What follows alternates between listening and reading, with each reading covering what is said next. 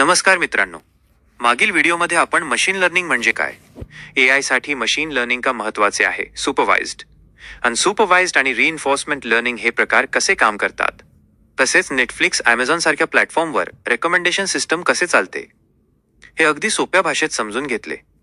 Data, algorithm, model, train, test आणि result या संकल्पना एकमेकांशी कशा जोडलेल्या आहेत, हे आपण वास्तव जीवनातील उदाहरणांसह पाहिले. थोडक्यात सांगायचं झालं तर मशीन लर्निंग ही अशी पद्धत आहे जिथे संगणक अनुभवातून शिकतो आणि हळूहळू स्वतःचे निर्णय अधिक अचूक बनवत जातो. आजचा हा व्हिडिओ त्या पुढचा टप्पा आहे. आज आपण ज्या विषयावर बोलणार आहोत तो एआयच्या जगातला कणा आहे, पाया आहे आणि अनेक प्रगत एआय सिस्टीम्सच्या मागचा खरा मेंदू आहे. आजचा विषय आहे डीप लर्निंग आणि न्यूरल नेटवर्क. या व्हिडिओमध्ये आपण डीप लर्निंग आणि न्यूरल नेटवर्क म्हणजे नेमकं काय, साध्या न्यूरल नेटवर्क आणि डीप लर्निंग मधील मुख्य फरक काय आहे, एआयच्या दृष्टीने याचं महत्त्व काय आहे आणि image recognition, voice recognition, face recognition यांसारख्या गोष्टी प्रत्यक्षात कशा शक्य होतात, हे सविस्तरपणे समजून घेणार आहोत. तुम्हाला हा विषय ऐकताना अवघड वाटू शकतो, पण हा व्हिडिओ मुद्दाम असा तयार केला आहे की टेक्निकल बॅकग्राऊंड नसलेल्यालाही हा विषय सहज समजेल. तुम्ही पहिल्यांदाच या चॅनलवर आला असाल तर या चॅनलवर आपण आर्टिफिशियल इंटेलिजन्स आणि टेक्नॉलॉजी हे विषय बेसिक पासून ॲडव्हान्स्ड पातळीपर्यंत मराठीत सोप्या आणि प्रामाणिक भाषेत समजून घेतो. इथे फक्त माहिती दिली जात नाही, तर ती समजेल अशा पद्धतीने मांडली जाते. म्हणून जर तुम्हाला एआय खरंच समजून घ्यायचं असेल तर ही सिरीज शेवटपर्यंत नक्की पहा. आता आपण थेट आजच्या मुख्य विषयाकडे वळूया. डीप लर्निंग आणि न्यूरल नेटवर्क म्हणजे नेमकं काय, हे समजून घेण्यासाठी आपल्याला आधी थोडं मानवी मेंदूकडे पाहावं लागेल. मानवी मेंदूमध्ये अब्जावधी न्यूरॉन्स असतात.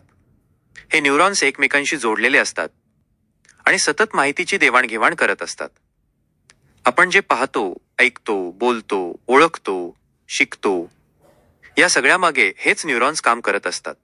न्यूरल नेटवर्क ही संकल्पना याच कल्पनेवर आधारित आहे. इथे संगणकामध्ये आर्टिफिशियल न्यूरॉन्स तयार केले जातात. हे आर्टिफिशियल न्यूरॉन्स एकमेकांशी जोडलेले असतात, अगदी मानवी मेंदूसारखे. प्रत्येक न्यूरॉन काही इनपुट घेतो, त्यावर थोडं गणित करतो आणि त्याचा परिणाम पुढच्या न्यूरॉनकडे पाठवतो. ही प्रक्रिया सतत चालू असते. जेव्हा अनेक आर्टिफिशियल न्यूरॉन्स एकत्र काम करतात तेव्हा त्याला न्यूरल नेटवर्क म्हणतात. आता साधं न्यूरल नेटवर्क आणि डीप लर्निंग यात नेमका फरक काय आहे ते समजून घेऊया.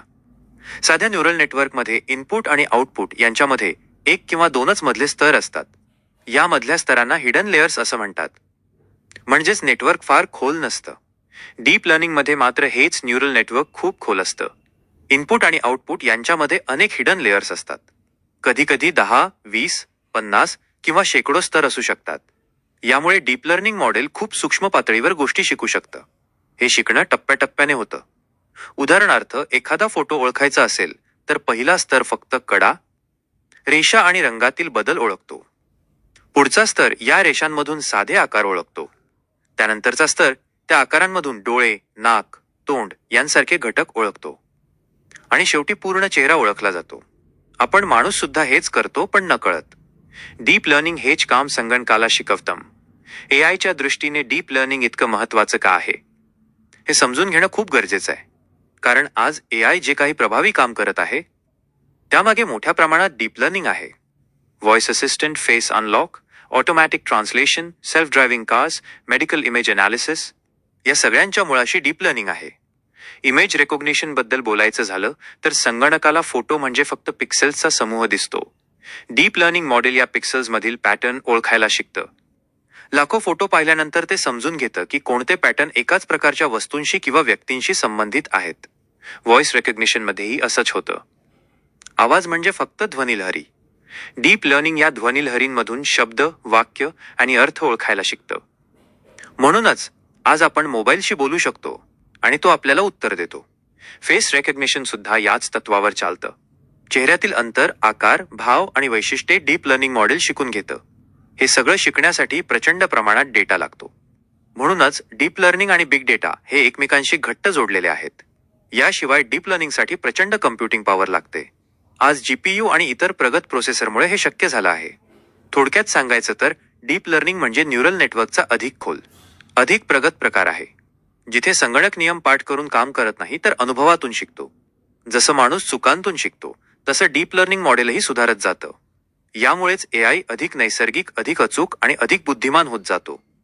या व्हिडिओमध्ये आपण डीप लर्निंग आणि न्यूरल नेटवर्क यांचा पाया समजून घेतला. हे समजणं खूप महत्वाचं आहे, कारण याच पायावर पुढील अनेक AI तंत्रज्ञान उभं आहे. आणि आता या सिरीजमधला पुढचा व्हिडिओ खूपच विशेष असणार आहे. पुढील व्हिडिओमध्ये आपण ChatGPT म्हणजे काय, ते नेमकं कसं काम करतं, ते आपल्यासारखं बोलू कसं शकतं, प्रश्न समजून उत्तर कसं तयार करतं, आणि आज जगभरात ChatGPT इतकं लोकप्रिय का झालं आहे, हे सगळं अगदी सोप्या भाषेत समजून घेणार आहोत. म्हणजेच अबतापर्यंत आपण AI, machine learning, deep learning यांचा पाया समजून घेतला. आणि पुढील व्हिडिओमध्ये आपण या ज्ञानाचा प्रत्यक्ष उपयोग कसा होतो हे पाहणार आहोत. हा प्रवास इथेच थांबत नाही. हा AI समजून घेण्याचा एक सुसंगत, टप्प्याटप्प्याने पुढे जाणारा प्रवास आहे.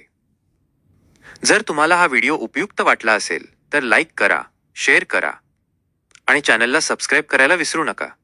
मी पुन्हा भेटतो पुढच्या व्हिडिओमध्ये ChatGPT या अतिशय चर्चेत असलेल्या AI टूलसह. आजचा हा व्हिडिओ जर तुम्हाला खरोखर माहितीपूर्ण आणि उपयोगी वाटला असेल तर व्हिडिओला नक्की लाईक करा. तुमच्या मित्रमैत्रिणींना आणि नातेवाईकांना हा व्हिडिओ शेअर करा, जेणेकरून त्यांच्या मनातले AI बद्दलचे गैरसमज दूर होतील. तुम्हाला AI बद्दल अजून काय जाणून घ्यायला आवडेल किंवा तुमचे काही प्रश्न असतील तर खाली कमेंट बॉक्समध्ये नक्की लिहा. मी स्वतः त्या वाचून उत्तर देण्याचा प्रयत्न करेन. आपण लवकरच पुढच्या व्हिडिओत भेटूया. तोपर्यंत शिकत राहा, नवनवीन गोष्टी अपडेट करत राहा आणि या बदलत्या तंत्रज्ञानाला घाबरण्याऐवजी आत्मसात करा. जय हिंद.